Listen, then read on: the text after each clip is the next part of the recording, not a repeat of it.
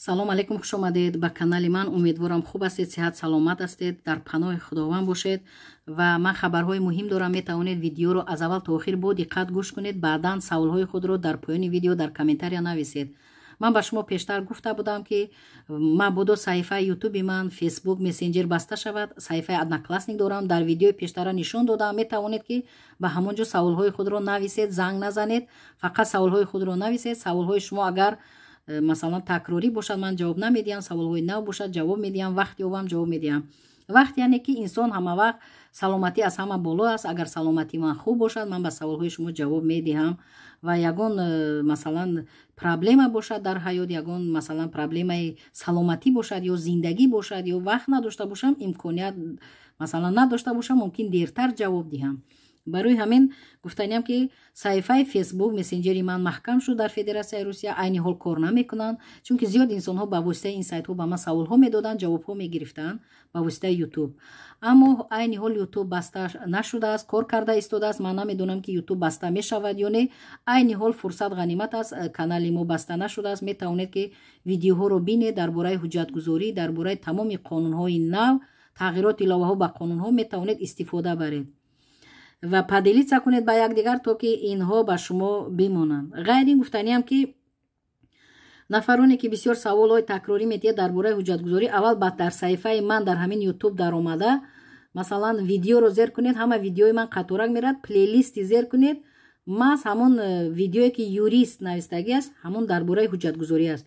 бемалол ҳамона даромада қаторак бинед. тамоми намуди ҳуҷҷатгузорӣ, тағйироти иловаҳо, гирифтани шаҳрвандии Русия ҳамаш ҳаст. метавонед худатон бинеду ман такрор накунам. ғайри ин ба саволҳо мегузарем. аввал саволҳо ҳамин буд ки вид на жительство муҳлаташа пурсидан. оиди вид на жительство ман видео дорам, марҳамат бинед ва метавонед ки яъне гӯш кунед аз худ кунед. ва саволи нав ҳамин аст ки яъне ки вид на жительство дошта бошем чанд моҳ баъд, чанд сол баъд, яъне худро нишон диҳем дар ФМС гуфта савол доданд. ва шумо гуфтаниям ки вақте вид на жительство доред, то илоҷаш соли як маротиба муроҷиат кунед, бо ҳуҷҷатҳои худ муроҷиат кунед, то ки шуморо бубинанд ки шумо дар Федератсияи Россия кор ва зиндагонӣ доред.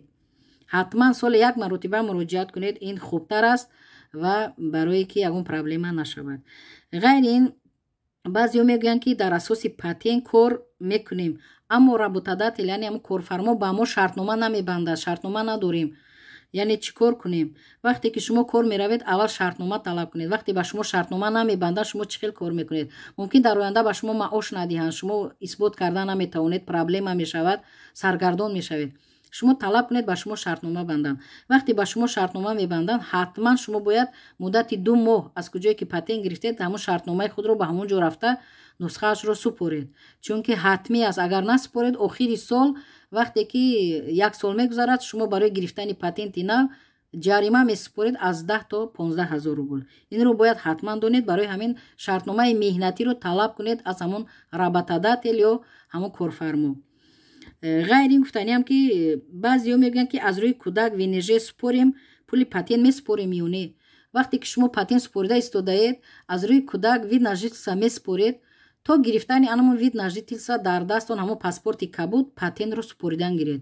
вақте ки ҳамон ВНЖ-ро гирифтед, паспорти кабудро гирифтед, дар қайд мондед, нусхаашро бурда дар ҳамон ҷое ки патент гирифтед пешниҳод кунед, баъд аз пули патент озод мешавед.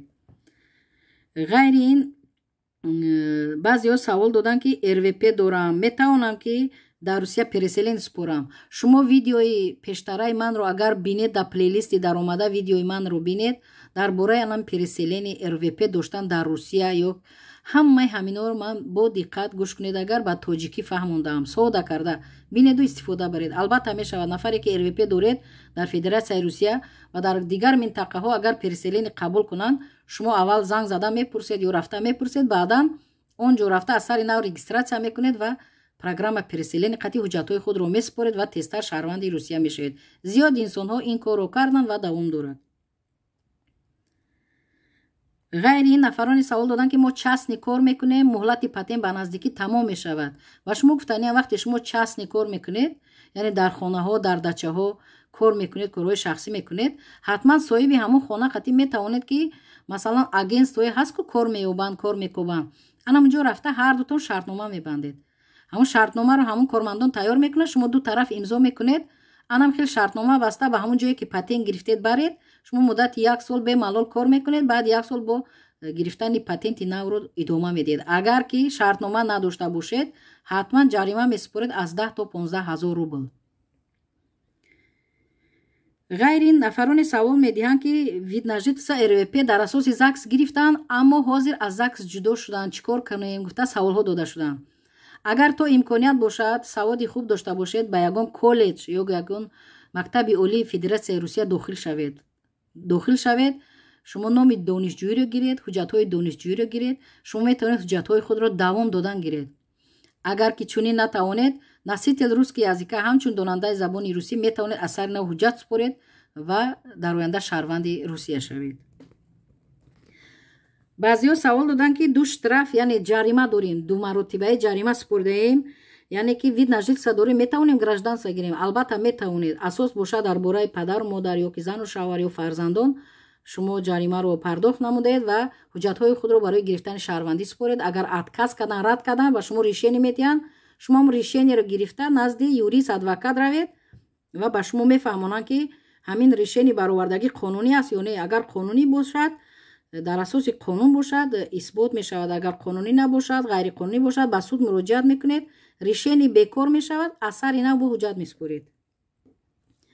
мегузарем ба хабарҳои муҳим. нафароне ки шаҳрванди Русия ҳастед, зиндагонӣ доред, масалан ҷавонон, ҳатман бояд ки агар дар даст масалан шумо военни билет доред, аз қайд як шаҳр баромадед, ба дигар шаҳр меравед, ҳатман бояд дар военкомати ҳамон шаҳре ки меравед дар қайд мемонед, дар қайд монед. муддати 2 ҳафта вақт доред. агар гузарад, ҷарима месупоред.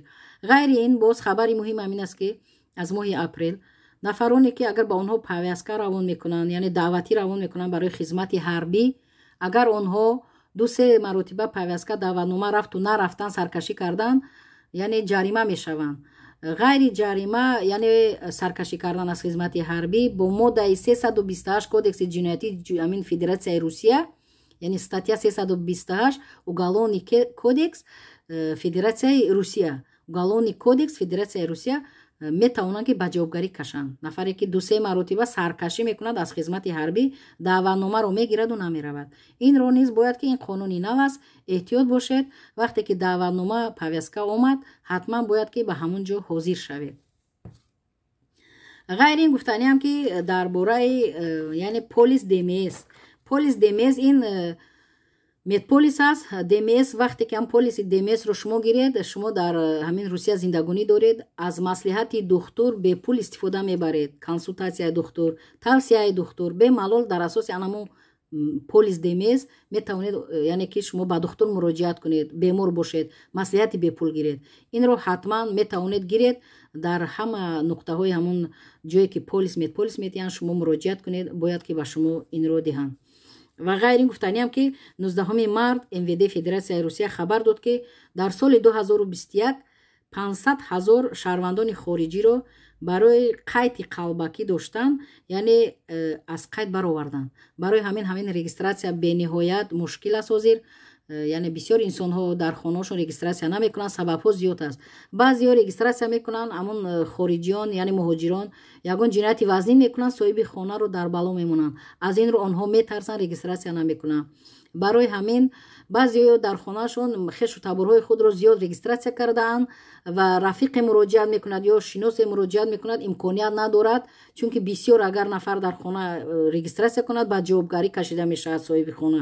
то 1 миллион штраф ҷарима месупорад ё ҳатто ба ҷавобгариам кашида мешавад. барои ҳамин онҳо имконият надоранд, шумо бояд малол нашавед.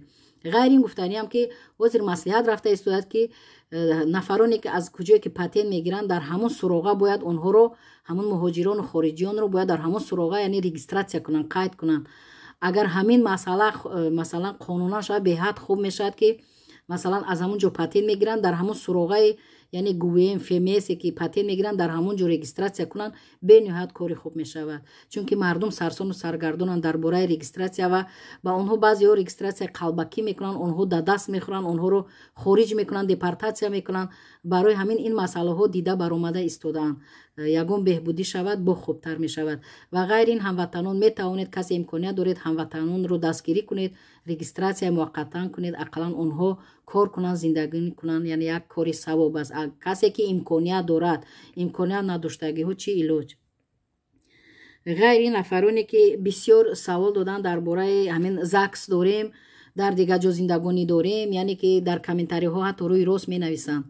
ва шумо гуфтаниам ки вақте ки ЗАГС кардаед бо шаҳрванди Русия, дар ҳамон суроғае ки хонаи ҳавай аст, дар ҳамон ҷо масалан регистратсия кунед, дар ҳамон минтақа бояд кор кунед. вақте тафтиш меравад, шумо бояд донед дар кадом хона зиндагонӣ доред, чандум ошён ҳаст, яъне дар он хона кӣ зиндагонӣ дорад, чанд нафар аст, ба нафаре ки ЗАГС кардед дар куҷо кор мекунад ё кор намекунад. ҳама ин маълумотҳоро бояд шумо донед. вақте аз шумо пурсидан, шумо надонистед, ҳатто қонунӣ ҳам бо он нафар ЗАГС дошта бошеду надонистед, барои шумо проблема мешавад. мумкин ҳамон ЗАГСи шуморо аннулировать кунанд, бекор кунанд. барои ҳамин инро бояд донед. дар куҷое ки ЗАГС кардед, ҳамон ҷо бояд зиндагонӣ кунед, кор кунед, регистратсияи шумо дар ҳамон ҷо бошад. агар ки саволҳо дошта бошед, дар поини комментария нависед. агар мабудо ютуб кор накард, дар Одноклассник ман дар видеои пештарам нишон додам. саволҳои худро метавонед ки ба воситаи Одноклассник ё ки имо, WhatsApp пешниҳод кунед, аммо занг назанед. вақт шавад ба саволҳои шумо ман ҳатман ҷавоб медиҳам. дар амони худованд бошед.